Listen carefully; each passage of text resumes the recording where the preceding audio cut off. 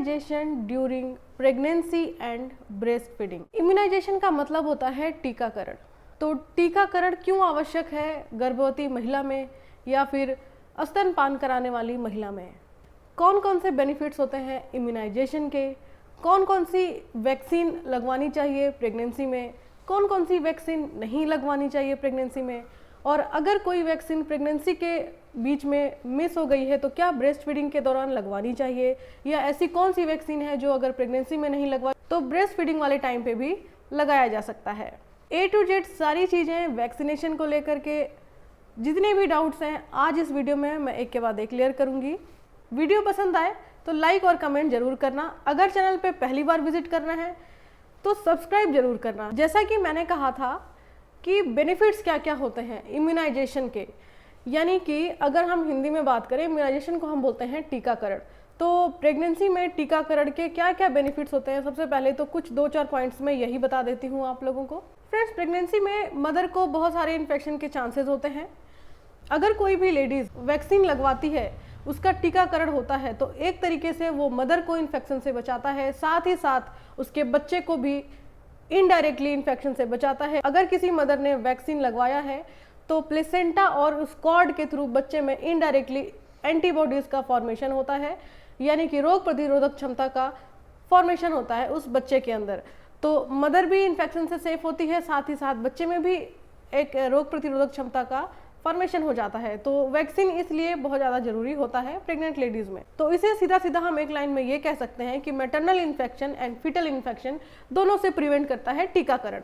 Government के through भी अपने इंडिया में ऐसे बहुत सारे हॉस्पिटल हैं, ऐसी बहुत सारी संस्थाएं हैं जहां पे प्रेग्नेंट लेडी को फ्री इम्यूनाइजेशन दिया जाता है, टीकाकरण की व्यवस्था की जाती है। बट बहुत सारी लेडीज़ में ये डाउट होता है कि हमने ये टीका नहीं लगवाना है, बच्चे को ये प्रॉब्लम आ सकती है, बच्चे को कोई खतरा हो सकता है, जिसकी वजह से वो बहुत सारे जो वैक्सीन है जो उनके लिए लाभदायक है, जो उनके लिए बेनिफिट्स है, वो उसको छोड़ देती हैं क्योंकि उनको इतना नॉलेज नहीं होता या कहीं ना कहीं माइंड में उस वैक्सीन को लेकर के डर होता है कि कहीं एडवर्स रिएक्शन ना हो जाए।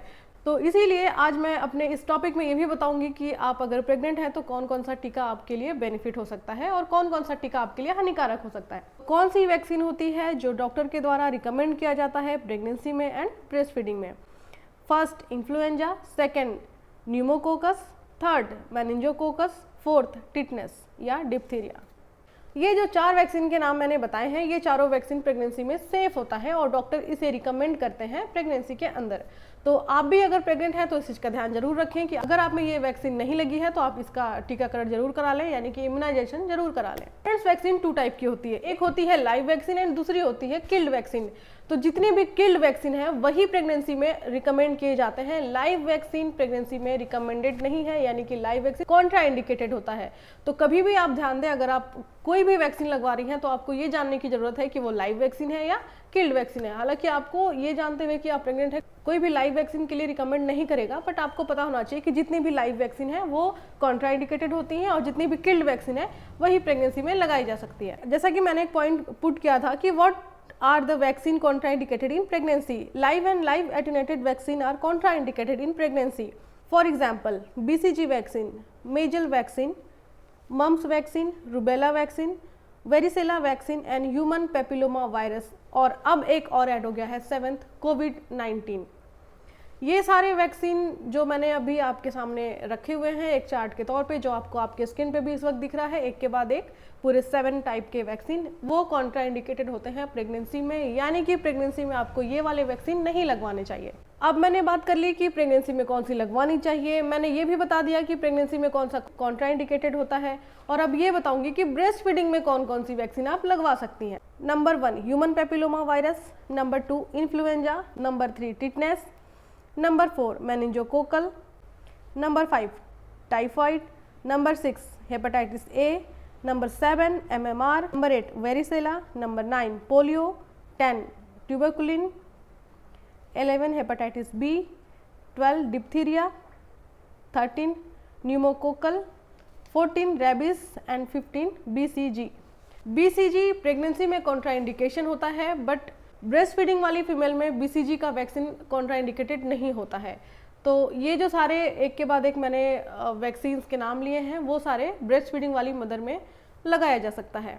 फ्रेंड्स, इसमें ध्यान देने वाली बात यह है कि कुछ ऐसे वैक्सीन जो कि प्रेगनेंसी में कॉन्ट्राइंडिकेशन थे, जैसे कि बीसीजी, मीजल्स मम्प्स रूबेला यानी MMR, varicella, human papilloma virus, ये सारे वैक्सीन प्रेगनेंसी में इंडिकेटेड थे, बट ब्रेस्ट फीडिंग में human papilloma virus, influenza, MMR, varicella ये सारे यूज़ किए जा सकते हैं। फ्रेंड्स, इन दोनों पॉइंट में हमने ये देखा कि ऐसे बहुत सारे वैक्सीन हैं जो कि प्रेगनेंसी में कॉन्ट्राइंडिकेशन है, बट ब्रेस्ट फीडिंग कराने वाली मदर में ये कॉन्ट्राइंडिकेशन नहीं होता है, यानी कि वहाँ पे हम रिकमेंड कर सकते हैं, जैसे कि human papilloma virus, MMR, varicella, BCG, ये ब्रेस्ट फीडिंग कराने वाली मदर में लगाए जा सकते हैं। फ्रेंड्स, एक वैक्सीन ऐसी होती है जो ब्रेस्ट फीडिंग कराने वाली मदर में भी और प्रेग्नेंट लेडीज़ में भी दोनों में कॉन्ट्राइंडिकेटेड होती है, वो है small pox. Small pox vaccine दोनों में ही कॉन्ट्राइंडिकेटेड है। बहुत सी ऐसी वैक्सीन हैं जो कि प्रेगनेंसी में अलाउड नहीं किए जाते हैं, बट ब्रेस्ट फीडिंग में अलाउ कर दिया जाता है, बट एक स्मॉल पॉक्स ही ऐसा है जो दोनों ही कंडीशन में मदर को नहीं लगाए जाते हैं। तो इन सारी बातों का आप ध्यान रखें, और अगर आप मेडिकल स्टूडेंट हैं, किसी एग्जाम की तैयारी कर रहे हैं, तो भी आपके लिए ये सारे वैक्सीन का नाम याद रखना जरूरी है कि कौन सा प्रेगनेंसी में रिकमेंड किया जाता है, कौन सा कॉन्ट्राइंडिकेशन होता है, और कौन सी वैक्सीन है जो ब्रेस्ट फीडिंग वाली मदर्स को रिकमेंड किया जाता है, और ऐसा कौन सा वैक्सीन है जो दोनों में रिकमेंड नहीं किया जाता है, यानी कि small pox not allowed in breast feeding, not allowed in pregnancy. I hope ये छोटी सी जानकारी आपको नंदिनी स्टडी पॉइंट के चैनल पे अच्छी लगी होगी। ऐसी ही जानकारी पाने के लिए नंदिनी स्टडी पॉइंट के चैनल को सब्सक्राइब कर लें और बेल आइकन को प्रेस कर लें, जिससे कि डेली आने वाली नोटिफिकेशन आपको मिलेगी और आप मेरे सारे वीडियो को वॉच कर पाएंगे। फ्रेंड्स, अभी के लिए बस इतना ही, फिर मिलेंगे नेक्स्ट वीडियो में किसी इन्फॉर्मेटिव टॉपिक के साथ। तब तक के लिए टेक केयर, बाय बाय।